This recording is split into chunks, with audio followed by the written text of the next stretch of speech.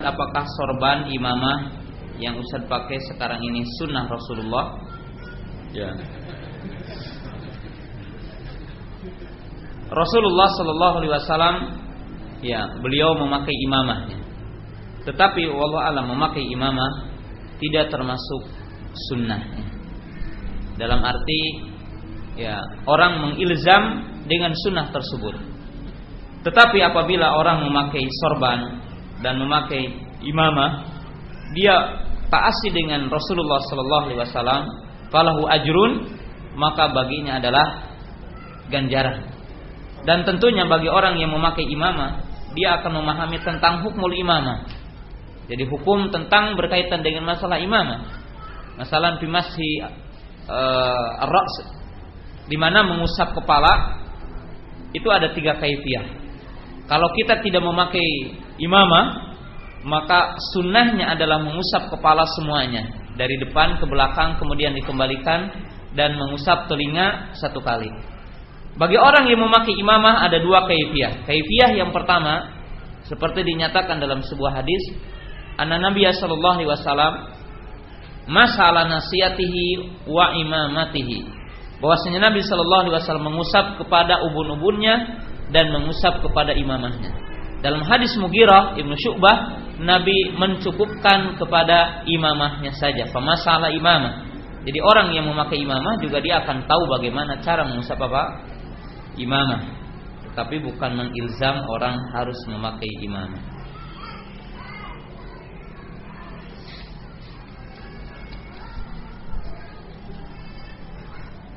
Apakah yang dilakukan oleh Rasulullah dalam mengerjakan sunnahnya dalam silaturahmi pada tetangga berapa lama? Ikhwati iman rahimakumullah, ya, silaturahmi ziarah, ya, itu termasuk, ya, bagian dari sunnah, ya.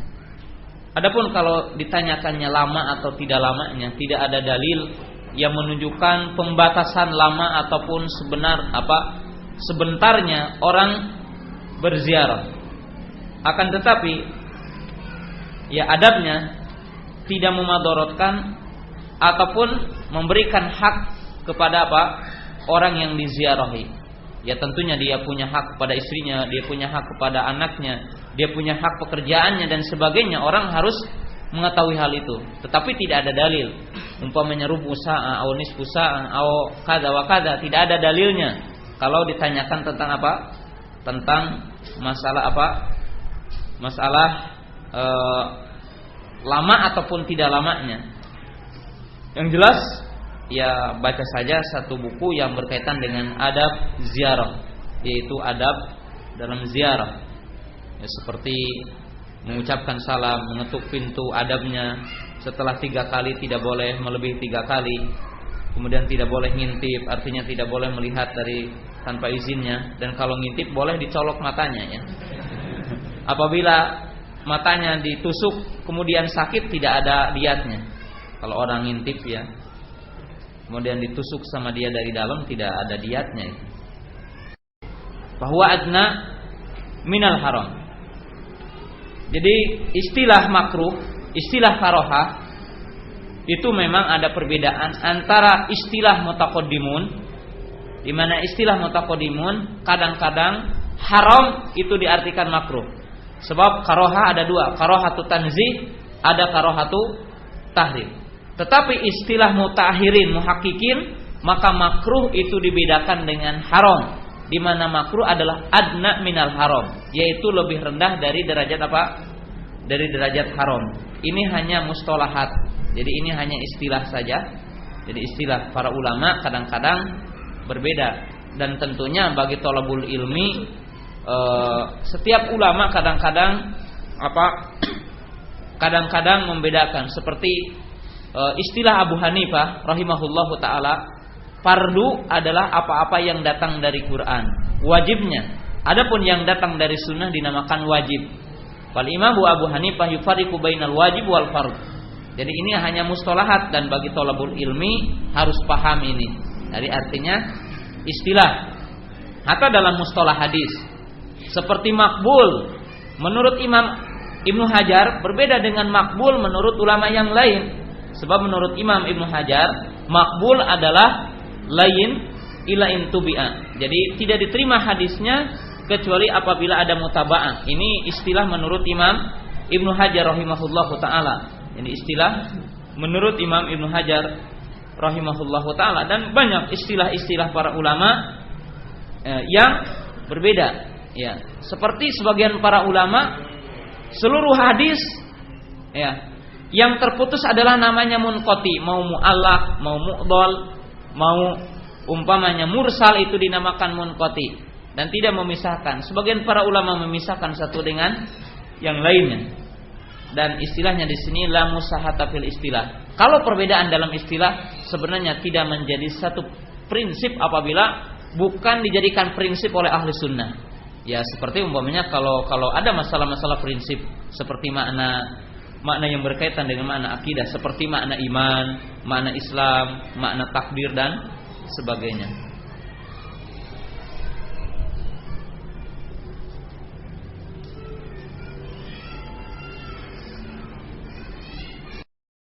Perkara-perkara apa saja yang membuat kaum muslimin meninggalkan sunnah? Banyak ya. Yang pertama adalah al-jahlu bidinillah, karena kebodohan kita terhadap agama Allah. Yang kedua adalah qillatul ulama, qillatul munabbihin. Yang kedua adalah sedikitnya para ulama. Kemudian yang kedua yaitu sedikitnya para ulama, sedikitnya orang-orang yang memberikan peringatan terhadapnya.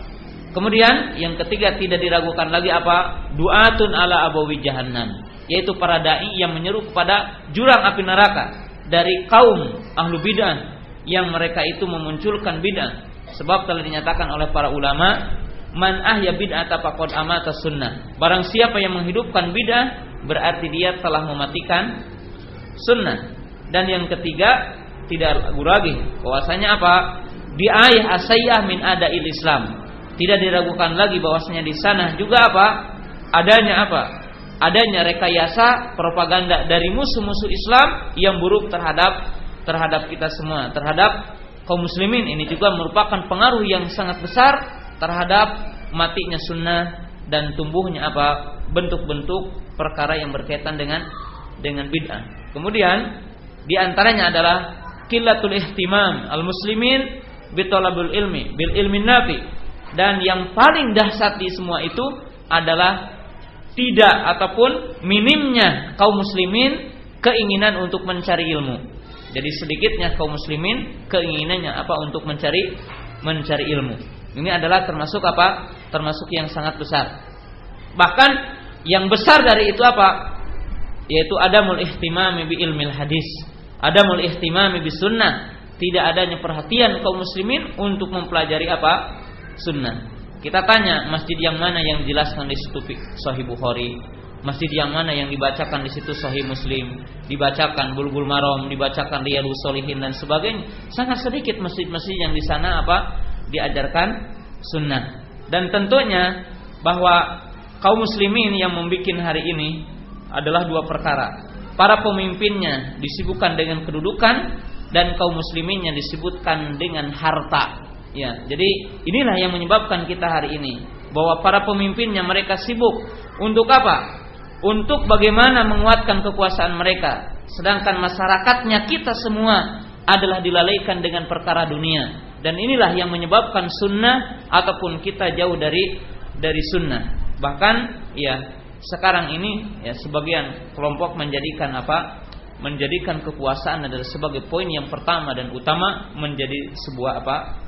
Tujuan di dalam kehidupannya. Sekarang banyak golongan dan setiap golongan mengaku ahlus sunnah wal jamaah. Bagaimana cara memahami bagi orang awam?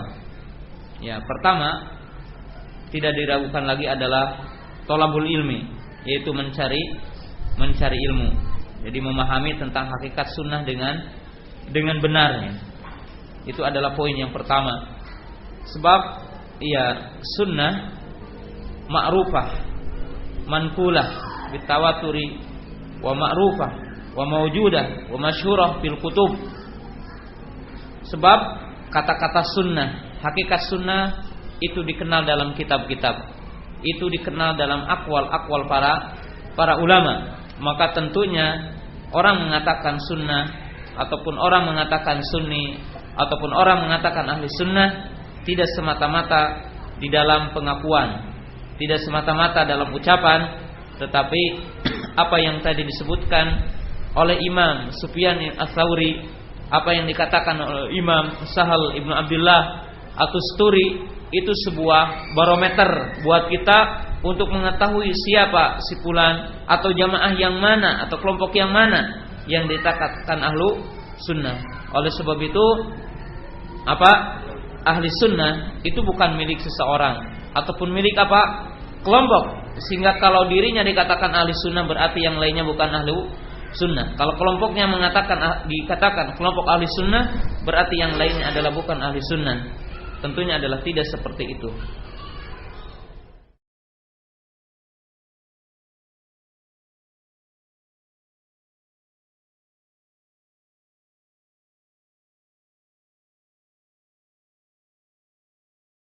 Tolong jelaskan beriman kepada takdir yang benar, karena banyak orang yang tersesat di dalam memahami takdir.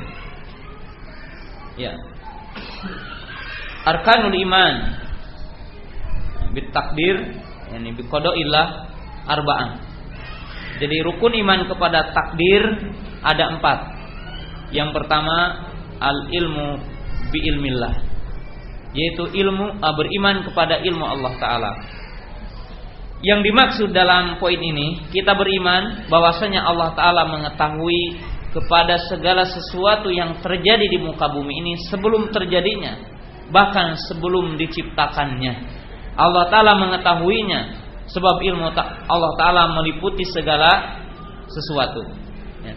Dan ini berbeda dengan keyakinan Qadariyah bulat, yaitu yang mengatakan bahwa Allah Ta'ala tidak tahu kecuali setelah sesuatu itu terjadi.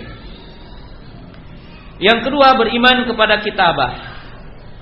Yang dimaksud dengan kitabah yaitu setiap perkara yang terjadi telah ditulis di Lauhil Mahfuz. Jadi apa-apa yang terjadi itu semuanya telah ditulis fi kitabi maknun. Dan yang lainnya, ayat-ayat. Yang ketiga adalah beriman kepada masyiah. Yang dimaksud segala sesuatu yang terjadi di muka bumi ini takunu bi masyiatillah. Imannya seseorang, mukminnya imannya seseorang, kafirnya seseorang, semuanya itu adalah terjadi dengan masyiah Allah Ta'ala. Wa ma tasyauna illa ayyasha'allahu rabbul alamin. Ini yang berkaitan dengan masyiah. Yang keempat, beriman bahwasanya selain Allah Ta'ala adalah makhluk. Perbuatan hamba adalah makhluk. Jadi perbuatan yang dilakukan oleh hamba adalah makhluk Allah Ta'ala. Allahu khaliqu kulli syai'in. Nah, setelah kita meyakini 4 yang pertama ini, maka di antara keyakinan ahli sunnah, ana ahli sunnah yufarriqu baina iradah kauniyah wa iradah syar'iyah. Di mana ahli sunnah membedakan antara dua iradah dan beriman kedua perkaranya. Ini yaitu iradah kauniyah dengan iradah syar'iyah. Adapun iradah kauniyah berkaitan dengan masyiah. Adapun iradah syar'iyah berkaitan dengan awamir wa nawahi, dan berkaitan dengan apa? Berkaitan dengan mahabbah Allah Ta'ala. Apa-apa yang dicintai oleh Allah Ta'ala, apa-apa yang diridhoi oleh Allah Subhanahu wa Ta'ala, maka itu adalah berkaitan dengan iradah syar'iyah. Adapun iradah kauniyah berkaitan yang dicintai oleh Allah Ta'ala dan berkaitan dengan yang tidak dicintai oleh Allah Ta'ala. Dan kita beriman kepada dua perkara itu. Dalam arti kita beriman mukminnya seseorang dan beriman kafirnya seseorang dengan masyiah Allah Ta'ala secara kauni. Tetapi kafirnya seseorang tidak dicintai oleh Allah Ta'ala ataupun tidak sesuai dengan iradah syar'iyah Allah Ta'ala. Karena Allah Ta'ala mencintai keimanan dan Allah Ta'ala tidak mencintai kekafiran. Maka ahli sunnah beriman kepada iradah kauniyah dan beriman kepada iradah syar'iyah. Dan seterusnya masail yang sangat panjang di dalam takdir, di dalam masalah qada dan qadar. dan Rasulullah SAW menyatakan dan para ulama kita mengatakan, apabila Anda mendalami, apabila Anda berbicara, berdebat tentang qada dan qadar, fa'amsiku, maka berhentilah Anda. Sebab kadang-kadang orang mendalami tentang qada dan qadar, maka kesananya menyebabkan orang itu sesat. Wa akhiru da'wana anil hamdulillahi rabbil alamin. Assalamualaikum warahmatullahi wabarakatuh.